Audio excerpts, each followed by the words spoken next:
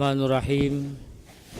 Assalamualaikum warahmatullahi wabarakatuh.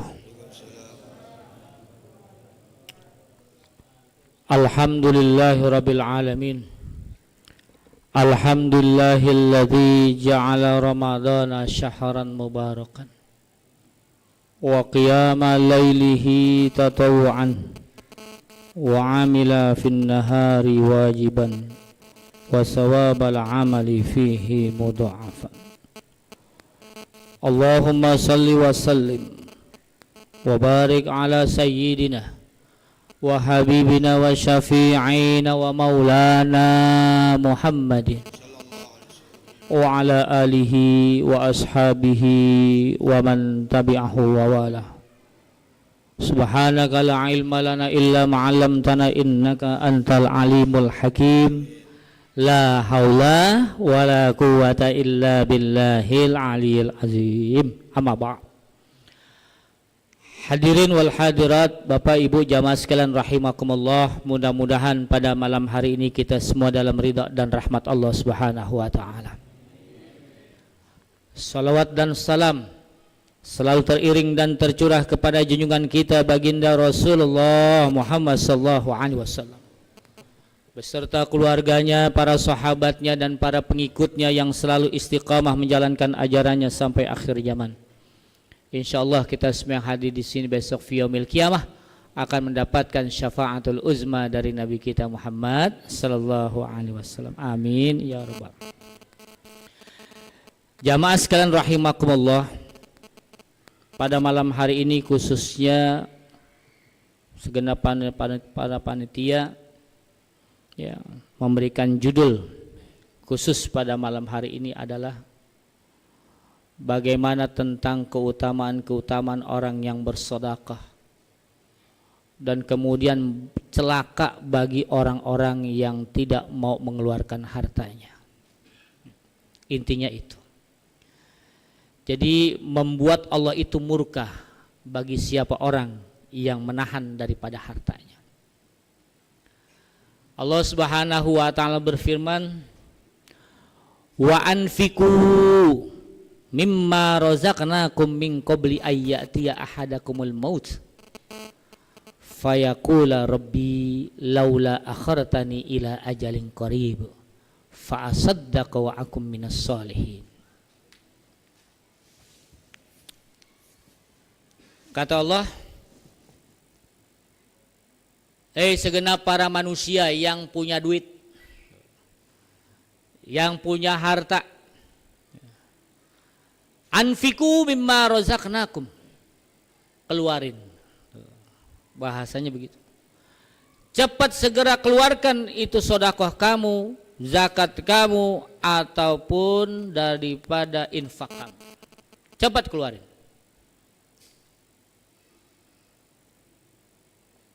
Illa ajalin qarib, kata Allah, sehingga nanti datangnya terlambat ketika datangnya ajal.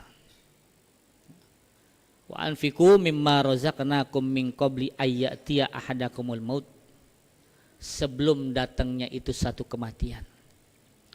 Ntar kalau udah dia datang, kata Allah, udah di tenggorokan, nanti kamu akan mengatakan, ngomong baru dia. Kita akan ngomong nanti, ya, berdialog dengan Allah Subhanahu wa taala ketika nafas itu di tenggorokan. Apa yang dia ngomong? Wa anfiqu mimma razaqnakum min qabli ayyati ahadakumul maut fayaqula rabbi laula akhartani ila ajalin qarib. Ya Allah, tahan sedikit dong kematianku ya Allah. Tunda sedikit daripada kematianku. Nanti kita akan berbicara, siapa orang yang pelit, siapa orang yang kagak mau mengeluarkan hartanya, maka nanti dia akan berbicara, ya Allah, tahan dulu sedikit daripada kematianku. Kata Allah, mau ngapain kalau ditahan? Aku punya harta, aku punya kemampuan. Terus kalau begitu mau ngapain? Fasaddaqa wa aku minas salihin. Agar supaya aku mau sodakohkan, aku berikan daripada semua hartaku buat para fakir miskin. pada orang-orang yang membutuhkannya. Kalau perlu semuanya dah aku kasih. Fa asaddaqu aku minas sholihin, agar supaya aku menjadi hambamu yang soleh. Wala yu'akhirullaha nafsan idza jaa ajaluha. Kalau dia sudah datang, kata Allah, dia nggak bisa maju, nggak bisa mundur, tepat waktunya, terlambat, kata Allah. Terlambat. Jangan sampai nanti nih kita terlambat ketika kita nafas di tenggorokan di dalam hal harta. Sehingga di dalam sodako ini Nabi berpesan kepada kita, sodako itu terbagi menjadi 3. Kalau engkau punya harta, pakailah dengan harta. Kalau engkau nggak punya harta, pakailah dengan ilmu. Kalau engkau nggak punya ilmu, pakailah dengan tenaga. Itu tergolong semuanya sodako. Yang bagus adalah kita punya harta, punya ilmu, punya tenaga, keluarin semuanya. Itu yang paling bagus. Yang paling kagak bagus adalah harta udah nggak punya, ilmu nggak punya, tenaga nggak punya. Nih orang yang kayak begini adalah mati aja. Kenapa? Udah nggak ada manfaatnya. Khairun nas wa yanfa'un nas. Sebaik-baiknya di antara kamu adalah orang yang bisa bermanfaat buat orang lain. Pelajaran buat kita semuanya adalah jangan sampai terlambat di dalam hal kita sedekah. Dalam kategorinya jangan sampai kita itu uang saja. Di dalam hal ini ada beberapa fadilah. Saya kutip di dalam kitab Wasilatul Mustafa yang mengarang Abdul Wahab Asy-Sya'rani. Beliau mengatakan di dalam satu kitabnya, di situ ada hadis Nabi SAW yang menerangkan berdialognya antara Rasulullah dengan Ali bin Abi Thalib radhiyallahu anhu. Dalam kitab itu ada 108 hadis Nabi yang tergolong semuanya itu sahih, dan kemudian itu khusus dikutip itu adanya dengan dialog dengan Ali bin Abi Thalib radhiyallahu anhu. Suatu ketika begini, ya Ali, ntar abis sholat asar ke rumah ya. Ali disuruh ke rumah Rasulullah SAW. Baik ya Rasulullah, ini Ali masih muda, ya, tergolong muda. Mau ada apa ya Rasul? Udah yang penting datang aja deh. Habis sholat asar Rasulullah itu mengajak Ali radhiyallahu an ke rumahnya. Ya Ali, aku nasihatkan engkau. Kalau engkau pegang nasihatku ini, hidupmu akan mulia. Matimu besok mati syahid. Besok di hari kebangkitan engkau dibangkitkan bersama dengan orang-orang yang soleh. Oh, Ali gembira di situ. Cepat ya Rasulullah, nasihatkan kepada aku yang memang itu bermanfaat bagi aku di dalam kehidupan dunia dan akhirat. Kata Rasulullah, ya Ali, sadaqa tut'ibul ghadabi rabbi. Yang pertama Nabi mengatakan, ya Ali, sodako yang rahasia itu tut'iful ghadabi rabbi, itu bisa daripada meredam murka Allah Subhanahu wa taala. Nih, jadi kata Nabi, yang pertama, urutan pertama fadilah sodako adalah sodakoh yang engkau berikan. Siapa orang yang memberikan sodakoh, maka Allah itu akan meredam daripada murkanya. Ini nauzubillah min zalik, buat pelajaran buat kita semuanya. Itu kalau pertama murka Allah itu turun, kita dienggankan malas beribadah kepadanya. Jadi urutan yang paling pertama, kalau Allah murka kepada seorang hamba, dia nggak bakalan beribadah kepada Allah Subhanahu wa taala. Urutan pertama. Yang kedua, keluarganya dibikin berantakan.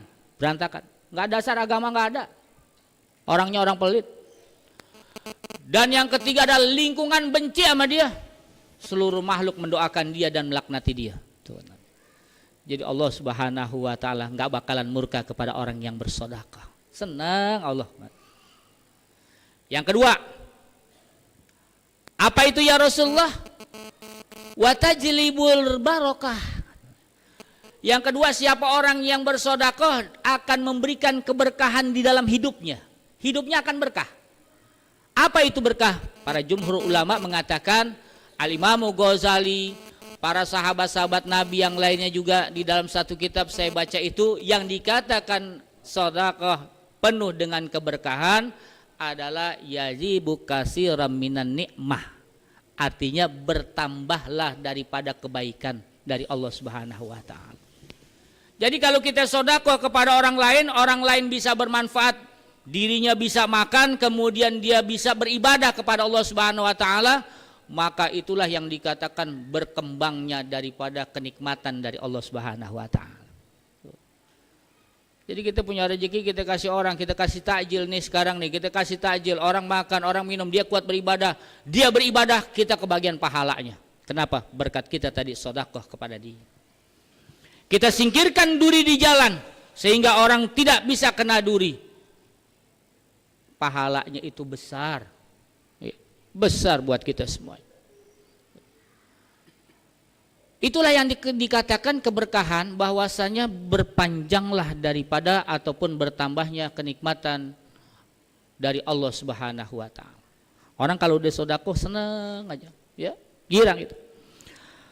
Kemudian yang ketiga, fadilah sedekah yang ketiga adalah warizqal kasir. Siapa orang yang bersedekah, kata Nabi, pasti rezekinya tambah banyak. Tambah banyak. Hitungan manusia matematikanya kan 10 dikurang 2 tinggal 8, kurang. 10 dikurang 5 tinggal 5, kurang. Tapi kata Allah, masalul ladzina yunfikuna amwalahum ambatat fi kulli sumbulatin mi'atu habbah wallahu yudha'ifu liman yasha wallahu wasi'un alim. Apa kata Allah? Perumpamaan orang yang bersedekah, berinfak, berzakat di jalan Allah Subhanahu wa taala, maka dia itu seperti menanam satu butir biji sawi yang ditanam, dia tumbuh daripada 7 tangkai, dari 7 tangkai dia tumbuh lagi menjadi 100 tangkai. 7 kali 100 berapa tuh? 700. Kalau sedekahnya 10.000 kali 700 berapa tuh? Kurang lebih 7 juta kayaknya ya. 700 kali 10.000 itu 7 juta yang Allah kasih. Jangan matematika kita itu entar nih, habis saya nyumbang, habis gue nyumbang ini 1.000, entar dapatnya nih berarti 700.000 dapatnya. Enggak begitu. Enggak, bukannya matematika yang dikasih oleh Allah, tapi bagaimana kita itu diberikan kenikmatan yang begitu besar, terutama nikmat iman dan Islam selagi kita masih hidup di dunia ini. Ini nikmat yang paling besar. Yang kedua, kita masih dihidupkan oleh Allah Subhanahu wa taala. Harta kita sekarung, nggak bakalan kita diberikan kenikmatan selagi kita tidak memeluk agama Allah Subhanahu wa taala. Wala tamutunna illa wa antum muslimun. Jangan sekali-kali kamu mati dalam keadaan bukan memeluk agama Islam. Duit kita triliunan nggak ada artinya ketimbang daripada dia punya duit itu 1 triliun tapi stroke. Enak gak Pak? Enak gak Bu? Punya duit 1 triliun tapi stroke. Ama yang kalau punya duit 1 juta dia bisa jalan-jalan sana. Mendingan mana? Mendingan yang jalan-jalan. Ya. Jadi kenikmatan kesehatan yang Allah berikan itu nggak terhingga.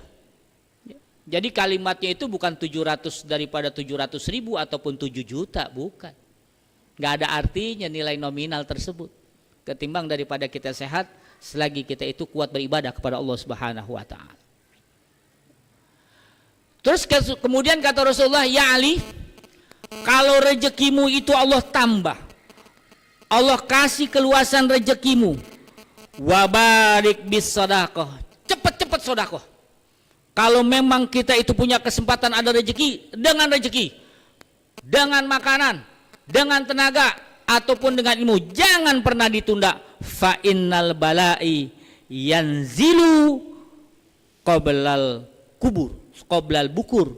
Kata Nabi, kenapa aku berikan satu nasihat agar supaya kalau kita punya rezeki, kita punya tenaga, kita punya ilmu, jangan sampai kita tunda. Kenapa? Karena Allah Subhanahu wa taala menurunkan musibah, menurunkan bencana buat seseorang itu sebelum datangnya pagi. Ini Nabi udah kasih unjuk. Bencana itu datangnya pagi. Persiapannya itu adalah di malam hari. Di malam hari. Jadi sodako itu yang terbaik adalah yang secara rahasia. Oh begitu ya Rasulullah. Dan yang lebih berat lagi kata Nabi, Allah memberikan ketentuan itu fatarudul qada'i fil hawa. Ketentuan Allah itu udah ada nih di udara, udah ada. Kalau dia sodako malam hari, maka tidak Allah tetapkan pada pagi harinya. Subhanallah. Ini kodok ketentuan Allah. Maaf nih ya, besok nih orang meninggal. Tuh. Itu udah dicatat tuh, meninggalnya jam segini, jam segini, jam segini. Udah kecatat semua. Tapi karena dia bersedekah, maka umurnya dipanjangkan oleh Allah Subhanahu wa taala. Ini saya baca di dalam kitab dengan guru saya itu Habib Muslim Al-Atas, itu beliau buka kitab hikam dan saya pelajari Syarah Hikam Al-Ghita judulnya. Itu saya baca itu kitab dengan guru saya, ternyata di kitab itu Nabi Shallallahu Alaihi Wasallam tidak ada satu yang dipanjangkan umurnya dari perbuatan amal manusia kecuali sodako. Nabi pernah diceritakan oleh malaikat Jibril dalam kitab itu tentang kisahnya Nabi Daud alaihissalam radhiyallahu anhu. Alaihissalam. Sewaktu ketika Nabi Daud alaihissalam, Nabi Daud itu semua nabi itu guru ngaji, Pak. Guru ngaji tauhid. Di situ sudah ada malaikat Ijrail menantinya. Assalamualaikum, waalaikumsalam, kata Jibril, kata Ijrail kemudian kepada Nabi Daud alaihissalam, engkau siapa? Aku adalah Ijrail. Langsung kaget Nabi Daud alaihissalam. Apakah engkau pada hari ini akan mengambil aku, menjemput aku? Bukan. Aku cuma memberitahukan kepadamu, itu tuh muridmu yang pemuda yang kau sayangi, umurnya tinggal 3 hari lagi. Tinggal 3 hari lagi dia. Nabi Daud alaihissalam itu sedih. Kemudian Ijrail pamit kepada dia. Ditungguin oleh Nabi Daud alaihissalam, setelah 3 hari nggak datang. Ternyata Nabi Daud alaihissalam mengajarkan kepada muridnya yang paling dia cintai. Ini nih si pemuda. Dia bilang begini, ntar kalau ente pulang dari sini sodakoh deh, kasih anak yatim, fakir miskin, apaan yang ente punya katanya. Kemudian jangan lupa juga, jangan lupa kalau nggak punya duit, sodakoh pakai ilmu nasihatin orang. Kalau nggak punya juga, tuh singkirin tuh berduri di jalan katanya. Ini muridnya taat kepada Nabi Daud alaihissalam. Setelah 3 hari ditungguin, Ijrail kagak datang. 3 hari, seminggu, sebulan, 3 bulan baru datang itu Ijrail. Ya Ijrail, kata Nabi Daud alaihissalam, engkau pembohong.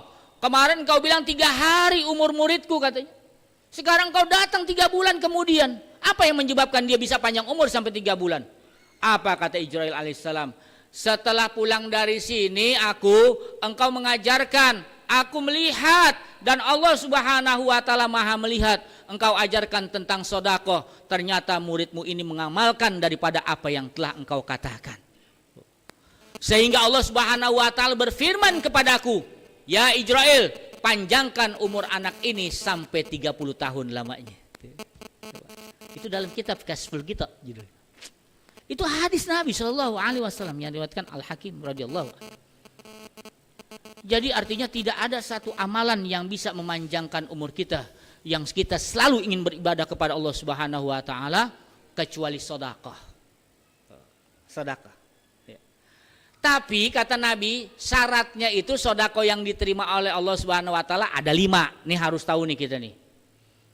Kenapa kebanyakan orang sedekah tapi pendek umurnya, kebanyakan orang sedekah tapi masih keblinger. Nih. Kenapa? Karena kagak ada tahu rumusnya daripada syarat sedekah yang diterima. 1, sedekah yang diterima oleh Allah Subhanahu wa taala setelah dia mengeluarkan, jangan sampai dia menyakiti daripada siapa orang yang dia berikan. Ini datang melulu, gue gedek nih sama lu nih, datang melulu tapi ngasih. Ada yang nggak begitu? Siapa orangnya? Ngasih tapi gerendengan. Tuh kalau kata orang Betawi bilang gitu.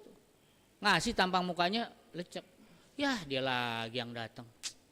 Tak duit ini. Tuh. Nih, nggak diterima sedekahnya oleh Allah Subhanahu Wa Taala. Dua, sedekah yang tidak diterima oleh Allah Subhanahu Wa Taala kata Nabi, dia itu habis dia ngasih, dia ceritain, tuh pici yang itu tuh dari gua tuh. Dia bisa makan tadi gua kasih. Tuh, nggak diterima oleh Allah Subhanahu Wa Taala. Sedekah yang diterima oleh Allah yang ketiga adalah dari yang halal. Innallaha jamil la yuqbalu illa mujmal, kata Nabi. Allah itu indah, Allah bagus, dan Allah tidak menerima yang kagak bagus. Dia habis korupsi, dia habis maling, dia habis menjamret, dia taruh ke masjid, nyumbang ke masjid, kasih anak fakir miskin, nggak diterima oleh Allah Subhanahu Wa Taala. Kenapa? Dari yang haram, Allah nggak terima. Yang keempat, sedekah yang kagak diterima oleh Allah Subhanahu Wa Taala, dia itu memberikan sedekah dengan tidak ikhlas. Di depannya ikhlas tapi, aduh. Ini kalau kata Imam Ghazali dalam kitab Ihya-nya, manusia kalau udah di dalam hatinya cuman begini nih, ya kasih dia, gua nggak makan deh nih. Tuh, udah nggak ikhlas tuh. Hatinya doang yang ngomong. Udah nggak ikhlas. Jadi sebagaimana engkau masuk ke dalam WC, kemudian engkau tidak menceritakan lagi keluarnya. Itulah yang dikatakan keikhlasan. Yang kelima, sedekah yang diterima oleh Allah Subhanahu wa taala, innas shadaqati anil fuqara wal masakin. Sedekah itu tepat sasaran. Memang orang yang susah yang membutuhkan yang kita kasih, bukan orang yang senang yang kagak membutuhkan. Salah. Zakat, infak, sedekah beda sasarannya. Kalau zakat udah ketahuan nasabnya 8, kalau infak itu 5, kalau sedekah 2. Ini pada amil zakat kan begitu, ada 8 sasarannya. Infak, zawil kurba, wal yatama, wa benas sabil, fuqara wal masakin. 5, Al-Quran menjelaskan tetangga kerabat terdekat, kemudian dia itu wal yatim, anak yatim, kemudian ibnu sabil, guru dan anak-anak yang di pesantren, fakir dan miskin. Kalau sedekah, fuqara wal masakin, fakir dan miskin. Ini kita harus tahu, kalau nggak ngaji nggak ngerti nih. Sedekah aja. Kita nggak ngelihat orang, harus tepat sasaran. Nah, oleh karena itu, di dalam hal ini, ya, Ramadan diturunkan oleh Allah Subhanahu wa taala adalah agar supaya kita ini menjadi orang yang bertakwa. 10 hari terakhir ini kita digiatkan, disunahkan oleh Rasulullah untuk selalu banyak beribadah di dalamnya. Selain daripada beritikaf, membaca Al-Quran, kemudian jangan lupa kita itu bersedekah di dalamnya. Ya, kalau kita ini di dalam masjid, bapak, ibu datang dari rumah ke masjid ini tergolong sedekah setiap langkahnya. Setiap langkahnya sedekah. Kalau Nabi ke masjid pulangnya muter. Jadi bapak kalau yang rumahnya dari masjid ini muter aja dulu, muter. Pahalanya banyakan dikit. Jadi pelajaran buat kita tentang sedekah, jangan sampai sedekah yang kita berikan ini tidak diberikan pahala dari Allah Subhanahu wa taala apa yang kita inginkan. Nah, oleh karena itu saya berpesan khususnya al-fakir, bagi Bapak Ibu jamaah sekalian, mudah-mudahan kita berdoa kepada Allah semoga amal ibadah kita di dalam dari mulai 1 sampai 20 hari ini diterima oleh Allah Subhanahu wa taala. Dimudahkan segala urusan kita dan dibarokahkan sisa umur kita oleh Allah Subhanahu wa taala. Walafu minkum. Wassalamualaikum warahmatullahi wabarakatuh.